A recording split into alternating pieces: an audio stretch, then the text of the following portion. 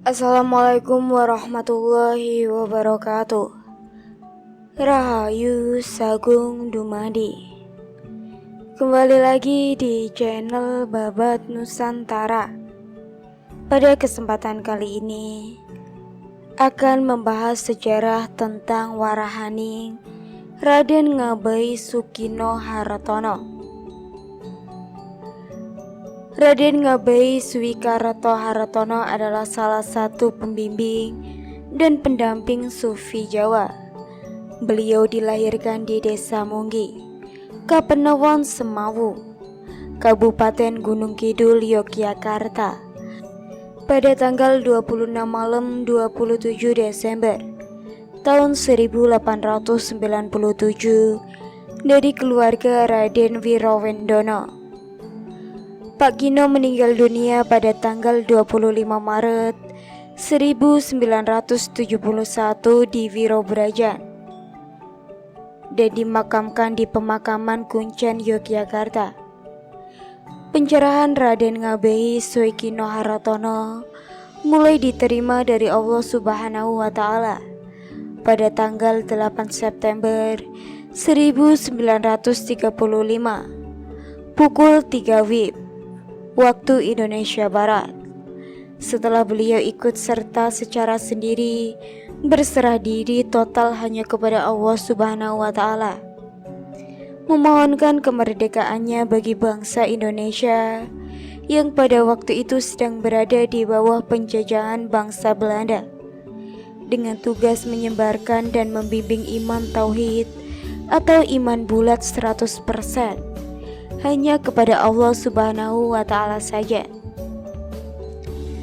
Pada tanggal 4 Juli 1937, Raden Ngabei Sukino Hartono menerima pencerahan untuk mulai melaksanakan tugas menyebarkan dan membimbing iman tauhid atau iman bulat 100% hanya kepada Allah Subhanahu wa Ta'ala saja. Mulai itulah Pak Gino melaksanakan tugasnya membimbing sufi-sufi Jawa pada Suhardo, Pak Hardi Juguno, Pak Sastro Sujuno, Pak Muhammad Nirman Rogotamajo, dan Prawiro Maratojo, Pak Dwijo Juwito, dan seterusnya.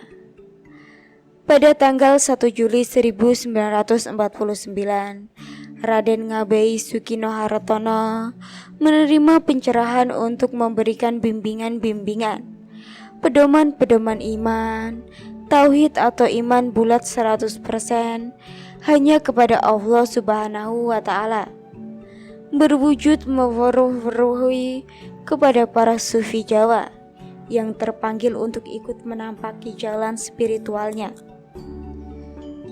Menjalani ilmu suci itu sulit apabila belum mengetahui, tetapi mudah apabila sudah mengetahui makna kata-kata kesampara kesandu, yaitu perwujudan ilmu tersebut.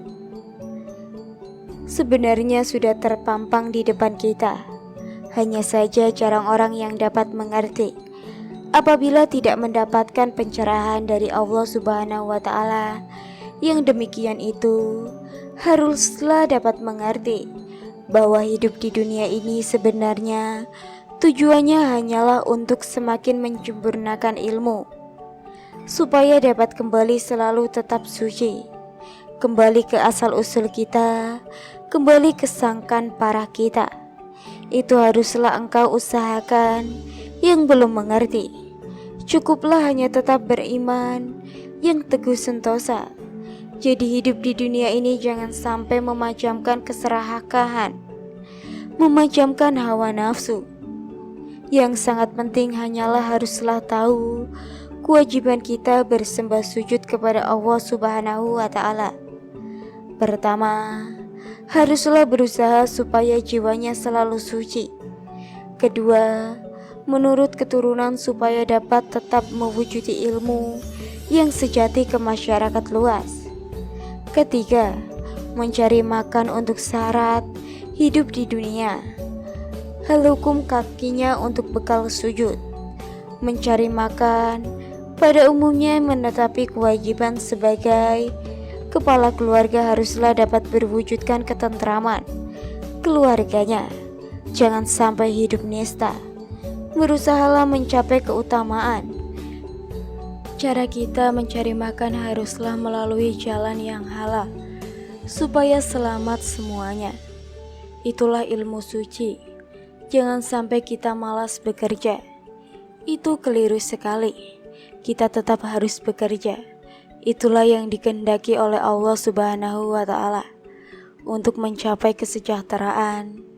Keempat, yang tetap suci. Kepada sesama haruslah penuh dengan kasih sayang. Karena kenyataannya, semua berasal dari satu asal usul. Lahir dan batin haruslah tetap satu. Jangan sampai bertengkar, hanya tetap mengabdi kepada Allah Subhanahu wa Ta'ala. Apabila tidak sama, pertama berasal dari pendidikan, kedua berasal dari bimbingan yang menyimpang dari kehendak Allah Subhanahu wa Ta'ala.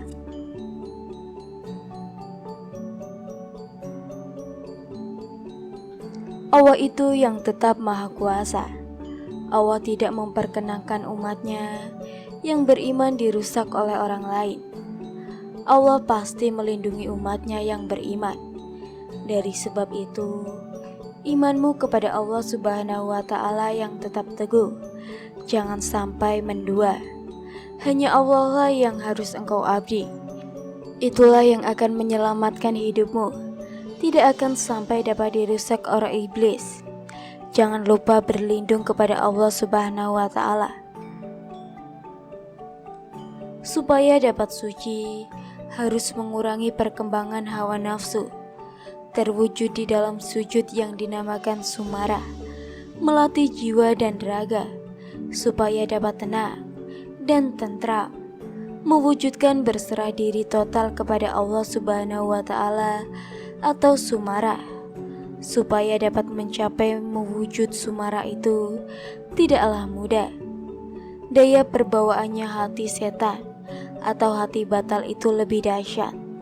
Siapa hati setan atau hati batal itu selalu tenggelam di dalam keindahan alam dunia, menggebu-gebu, tidak pernah merasa puas, selalu mempengaruhi sedikit demi sedikit supaya dapat tercapai keinginannya yang tertuju kepada kemuliaan hidup di dunia. Karena engkau sudah mengetahui semua hal yang menghalang-halangi, tenanglah hatimu, hanya berserah diri total hanya kepada Allah Subhanahu wa Ta'ala. Perjalanan orang hidup haruslah berhati-hati. Jangan sampai memanjatkan hawa nafsu itu pengganggu perjalananmu. Yang tetap menjalani laku yang jujur, hanya berpusat pada iman, supaya bisa suci. Sujud yang benar hanya di dalam sanubari. Wujud dari hukum ilmu suci tidaklah mudah. Ringan untuk menjalinnya, sangat gawat. Apabila engkau sampai mempunyai pamrih, memanjakan nafsumu, tempatnya sudah ada. Apabila engkau bertekad menjadi suci, tempatmu juga sudah ada. Sengsara senang bagi orang yang sedang menjalani ilmu suci. Janganlah menggerutu, teguhlah tekadmu. Menjalani imam yang suci, sujudlah di dalam bimbingan hak di dalam sanubarimu. Itulah sesungguhnya orang yang beriman, yang murni mengabadikan Allah yang Maha Esa. Tetap sujud dengan baik, jangan suka bohong. Itulah jalan menuju meninggal dengan sempurna. Menjalani imam dengan suhul, apa saja yang engkau rasakan. Tetaplah di dalam sanubari. Itulah jalan yang utama. Jalanlah dengan tertib, tenang, sabar, dengan perlahan-lahan. Janganlah tergesa-gesa hatimu. Yang perlu hanyalah sujud. Tetaplah sujud dengan baik dan benar, terasa di dalam dada. Hidup di dunia sarananya adalah harta benda, tetapi jangan sampai mengabdi. Wujudnya tenggelam di dalam harta benda. Apabila tenggelam menjadi penghalang harta benda duniawi, hak tetap berada di dalam sanubari. Hak ada di sanubari. Akan menerima bimbingan dari Allah Subhanahu wa Ta'ala sendiri dengan perantara rasa suci atau hakiki atau dewa ruci di dalam rasa goib. Junun itu berwujud tentang tentram. Itu yang baik untuk menjalani ilmu suci. Hukum orang yang beriman, teguh, sentosa hanya satu matanya, selalu setuju dan tertuju kepada Allah. Imam tauhid atau imam bulat 100%. Menderita dan senang bagi orang yang telah berserah diri kepada Allah Subhanahu wa Ta'ala. Haruslah dijalani. Itu petunjuk dari para nabi. Kehidupan para nabi juga demikian itu. Hidup mereka lebih sengsara daripada engkau. Hanya Allah saja yang mereka abdi. Walaupun sampai mati, mereka tidak gentar menjalaninya. Hanya berserah diri total, hanya kepada Allah saja. Sumarah itu warisan dari para nabi. Janganlah sampai engkau semua lupa apabila menerima kasih Allah Subhanahu wa Ta'ala. Jangan sampai merasa lebih dari umat lain atau sesama. Haruslah tetap merasa bahwa dirimu adalah abdi yang harus selalu tetap ingat akan menghadapimu kepada Hayang Maha Agung. Merasa bahwa selalu berada di dalam kuasa Allah Subhanahu wa Ta'ala. Selalu menjalani menghadap di hadapan Allah Subhanahu wa Ta'ala.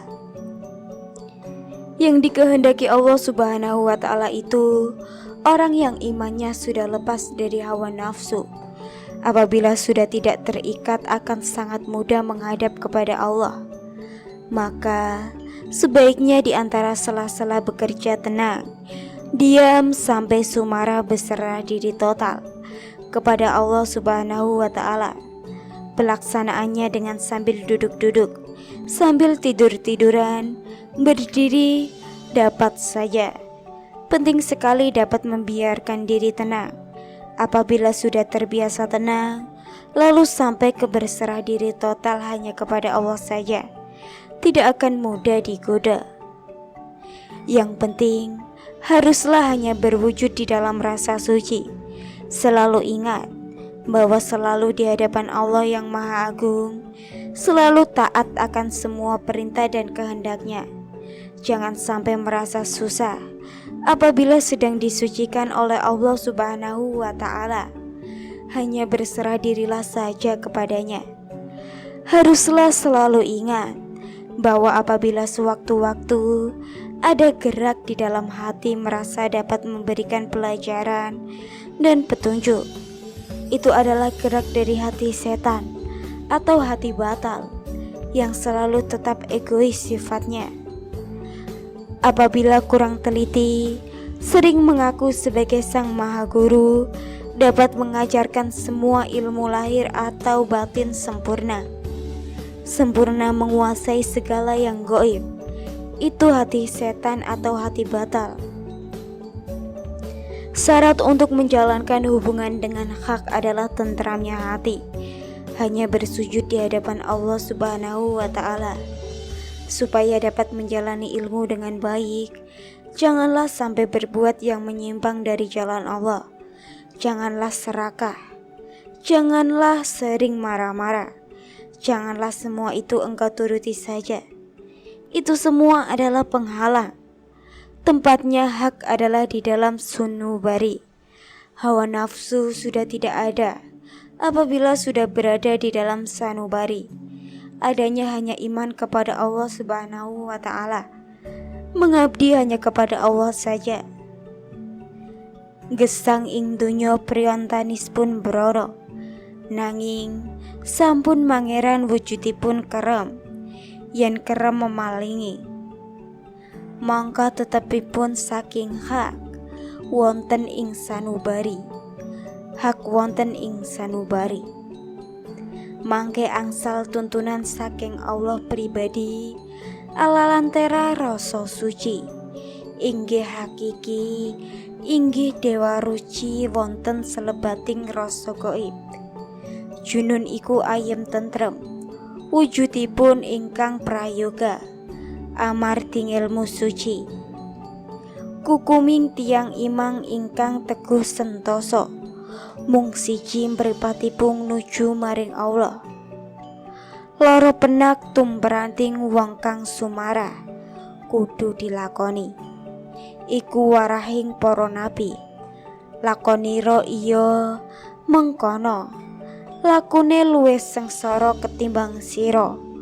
Mung Allah kang deng kawulani, nadyan tekan pati nabi kuno ora wika-wiki, mung pasrah jiji raga maring Gusti. Sumara iku wersaning nabi. Aja lali munggihi umat yen sira antuk sihing Gusti. Ya rumangsa punjul kudu rumangsa kawelu, ingkang tansah enget indeping hayang magung. Rumangsa yen kupurba ngawakiling krasa ing Gusti. Sebelum melakukan sujud sumarah terlebih dahulu, harus menenangkan panca indera serta menenteramkan hati. Tenangnya panca indera berwujud ada perwujudan, tidak dilihat, ada suara tidak diperhatikan, mendengar sesuatu tidaklah didengar, ada bau apa saja tidak menciumnya, ada rasa yang terasa, sekujur tubuh tidaklah dirasakan. Adanya hanya kosong sama sekali. Tentramnya hati akan mewujudi diam, hening menyadari serta ingat selalu akan Sang Khalik yang kita sembah, Allah Subhanahu wa Ta'ala, Tuhan yang Maha Esa. Jadi apabila sudah tenang tentram, jalannya sujud sumarah dapat mewujudkan diam, hening, selalu sadar dan ingat akan Allah. Sujud sumarah berjalan dari bersatunya angan-angan, budi, dan rasa. Angan-angan sebagai wakil, tubuh atau raga. Budi adalah wakil dari kuasa yang maha hidup atau terang. Adapun rasa wakil roh atau jiwa. Bersatunya angan-angan, budi, rasa, lalu bersama-sama sujud sumarah di tempat persujudan di sanubari yang arahnya ada di dalam dada. Apabila di dalam sanubari di dalam dada tersebut telah ada rasa lega, sejuk, tenang, nikmat, membangkitkan semua kebaikan, menandakan bahwa sujud sumarahnya sudah benar. Karena rasa yang demikian itu adalah perbawa atau pengaruh dari rasa zat Allah. Apabila rasa sujud belum ada tanda-tanda dari salah satu rasa yang telah disebutkan di atas, menandakan bahwa sujud sumarahnya belum benar. Apabila sujud sumarahnya sudah selalu tetap baik dan benar, di dalam sujud sumarah yang telah selalu baik dan tenang itu di dalam hati, diperkenankan bertanya kepada Allah Subhanahu wa Ta'ala apa saja kebutuhannya berdasarkan pengalaman. Nanti akan mendapatkan jawaban di dalam sanubari, berwujud kata-kata yang singkat, padat seperlunya saja. Apabila sudah biasa, akan menerima pelajaran, pendidikan, pencerahan, penjelasan, sabda-sabda dan sebagainya dari Allah Subhanahu wa Ta'ala dengan perantara kholik atau rasa suci. Lama-lama suara yang ada di dalam sanubari tersebut dapat keluar melalui mulut atau bibir seperti berbicara biasa itu.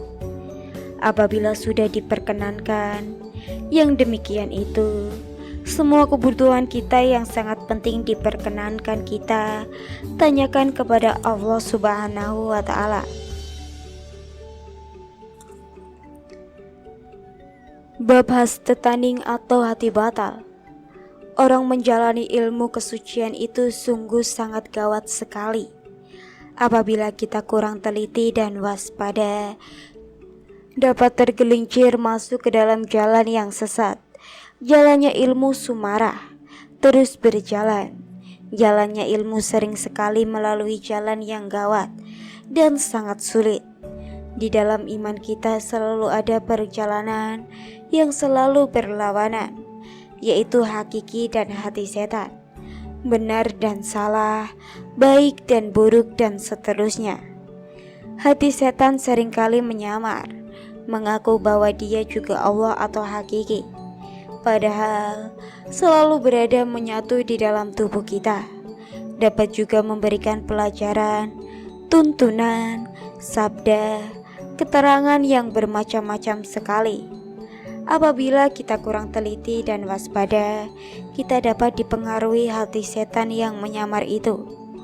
Apabila hati setan yang menyamar itu yang berbicara, semua saudara yang mendengarkan akan merasa tidak enak dan tidak percaya akan maksud yang dikatakannya itu, sehingga akan menimbulkan rasa kecewa, bimbang, tidak puas, dan tidak percaya. Akibatnya lalu menjadi ragu-ragu di dalam akan menjalani ilmunya Allah. Ini semua berdasarkan kenyataan bahwa apabila yang berbicara itu orang yang digerakkan oleh hati setan yang menyamar itu, yang mendengar selalu demikian itu. Apabila dari Allah dengan perantara hakiki, rasanya enak, tenang, tentram. Yang diajarkan dapat menyentuh hati para hadirin dengan tenang. Makanannya dapat diterjang dengan terang dan jelas. Apabila pelajarannya sudah banyak, haruslah berhati-hati, teliti dan waspada. Jangan sampai ada pelajaran yang berasal dari hati setan yang menyamar itu. Pelajaran dari hati setan yang menyamar itu seringkali berwujud menonjolkan diri, merasa yang paling dekat dan dikasihi oleh Allah, senang menonjolkan namanya sendiri, merasa yang paling benar sendiri, senang disanjung-sanjung oleh orang lain, dipuji-puji, sangat dihargai dan dihormati karena bimbingan kekeluhuran dan kemakmuran, senang kaya harta benda, senang bermain perempuan. Apabila sudah termasyhur lalu mempunyai sifat sombong, arogan. Apabila salah dilemparkan ke orang lain, apabila benar diakuinya dari tindakannya atau pekerjaannya sendiri. Tuntunan dari hati setan yang menyamar itu, apabila dipercaya dan diikuti, akan membuat sifat orang yang digerakkan oleh hati setan yang menyamar itu menjadi semakin berkembang, menjadi semakin merasa luhur martabatnya, egois. Hal tersebut berlaku untuk siapa saja. Wewenang saking ingkang mawara sambu kalawu adaknipun astring anjolaken diri, rumangsa celak dipun sihi dening Allah piyambak, remen mandiri rumaos leres piyambak, remen dipun sanjung-sanjung ing liyane, ing lembana dipun puji-puji, dipun asoi sanget, jalaran dipun tuntun datang keluhuran lan kemakmuran, remen sugih raja brana, remen anjembah datang wanita ingkang dipun kanjenengan, menawi sampun termasyhur lanjeng adedaning watak sapa sira sapa ingsun, maketen sepiturunipun, menawi lepet dipun bucal ing liyane, menawi leres dipun anggep saking pakaripun piyambakipun, tuntunan saking ingkang menawa sambu punika menawa dipun gegah, saya dangu saya berkembang, kumlaru egois punika tumerep dateng sok sintenan kemawon. Tataran tertinggi ilmu sumarah.